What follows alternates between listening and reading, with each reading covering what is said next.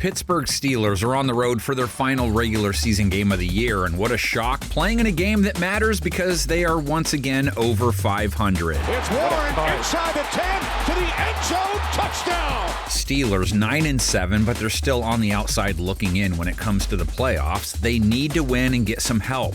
Couldn't ask for a better opponent to try and handle their side of things, take on the number one team in the AFC, the Baltimore Ravens, who have nothing to play for. Jackson looking end zone, touchdown!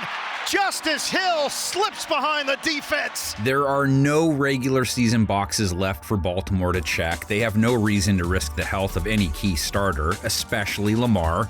Jackson last week probably put the stamp on his second MVP award. 5 touchdowns, no picks, a perfect 158.3 rating. Jackson, step and fire. Oh, full separation for Zay Flowers. Flowers cuts it. Flowers has the angle and the touchdown. So this is a game that's more about how Pittsburgh's guys execute under the circumstances. And fact is, Pittsburgh is one of the teams that beat Baltimore with Jackson playing. They held Lamar to a 65.2 rating, picked him off, no touchdowns, back in week 5, held Baltimore to 10 points, beat him 17-10. Jackson, up high, intercepted! Picked off by Joey Porter Jr. Pittsburgh sacked Jackson 4 times in that game as well. They probably faced Tyler Huntley, who has led the Ravens to plenty of wins when he's filled in. Trying to get one here, and guess what? Happy birthday, Odell Beckham. Huntley has faced TJ Watt before. He has 17 sacks for the season. He's tied for the league lead with Trey Hendrickson. Here comes Watt, got a hand on him. Browning escapes, flag is down, and Watt on the second effort. Bull comes out, and Cincinnati has it back. Pittsburgh's defense has been a strength for them this season, but they didn't sparkle against Geno Smith last week. Gave up 290 yards passing to him, a rating over 100, no picks, 1 touchdown, gave up over 100 yards to DK Metcalf. Smith steps away from pressure, fires downfield, and it is caught. Steelers only sacked Smith once. They gave up over 5 a carry to Kenneth Walker on the ground too, so they don't come in off their best showing. 3 tight ends on the field. It's Walker into the end zone. Touchdown, Kenneth Walker. Steelers offense, on the other hand, just put up 30 points. That's 30 plus points back-to-back games. Second and goal, Harris inside the 5.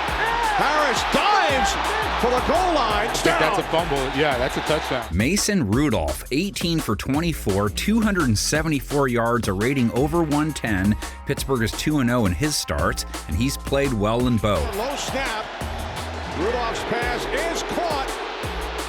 Flyer move still going. George, who needs to block Pickens, another monster game. 7 catches, over 130 yards, over 130 yards back-to-back games, has 1,140 for the year. Rudolph on first down, firing, it's caught.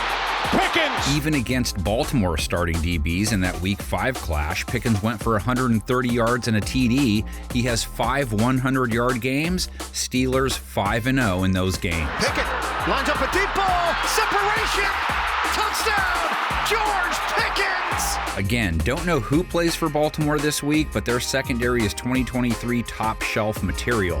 Stats versus quarterbacks, all elite levels. They picked off Tua Tagovailoa twice last week, held Tyreek Hill to 76 yards. Tagovailoa intercepted, picked up by Roquan Smith. Baltimore is number 1 in points per game allowed heading into the last week, and number 1 in sacks too. Justin Madubuike has 13 bags, by far the most in his career. Tagovailoa pump fake, and he is sacked by Madubuike. Safety Geno Stone is sitting on 7 INTs for the season. He's 1 behind the league lead. Tagovailoa, high throw, intercepted by Geno Stone. Mike Tomlin's winning streak is alive. Now it's about whether they can make the dance. Comment section is where you let everyone know if they do, or do Baltimore backups spoil their dreams? Panel of 10, let's see what you got.